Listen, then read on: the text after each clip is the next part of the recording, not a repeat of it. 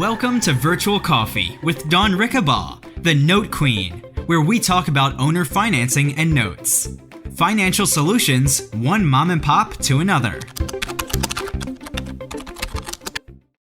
Just as a quick, I'm going to share my screen. Actually, you'll have to tell me if this is working.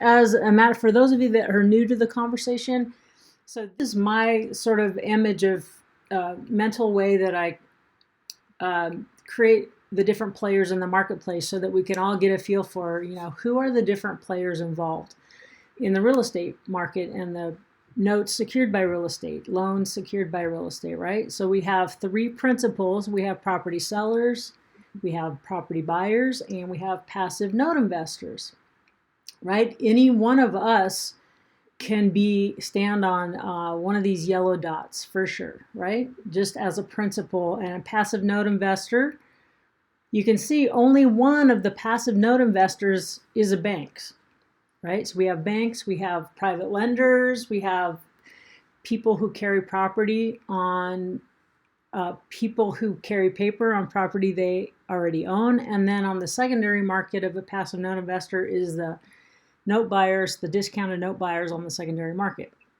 So we can see that, to be able to create balance and get deals done, if the banks aren't lending, let's say we have a liquidity crisis again, like we did in 2008, and the banks aren't lending. Well, they're only one out of three lenders and creating financing and paper on these things. So if the banks get away, look at how much other options we really have. So my goal is if we understand this secondary market for notes a lot better, then our ability to solve problems and create liquidity is greatly enhanced. I mean, it's just phenomenal. So my goal is for people who are tuning into this conversation is to understand how do you make a balanced and fair mom and pop transaction, right? All right. So then we have three. Now we have three professionals in the business. We have real estate brokers, we have mortgage brokers, and note brokers, which is the least understood, and some people have actually have no concept of this piece at all, and that's where a big weak link comes in as well.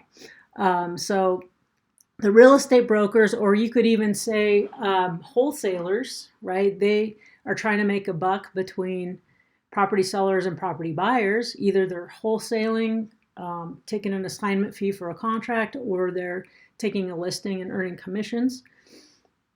Mortgage brokers are making a buck between property buyers and passive note investors, right? They get their fees from putting a loan together for the buyer.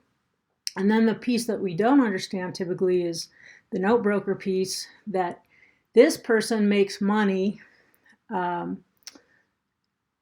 between owner will carry property sellers that have become the bank on their own property, and the passive note investor, right? So anything you can do with property, you can do with paper.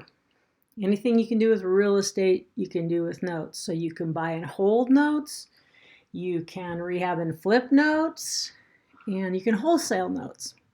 Okay, so that I just want to show you just that's if we can easily move, if you can stand on any one of these dots and make money and know how to solve systems, you can see how balanced it becomes, even if the banks stop lending. Look at how many other options there are for creating solutions. So enough said about that. I'm going to exit out of that. You've been listening to Virtual Coffee with Dawn Rickabaugh. For more, please visit notequeen.com.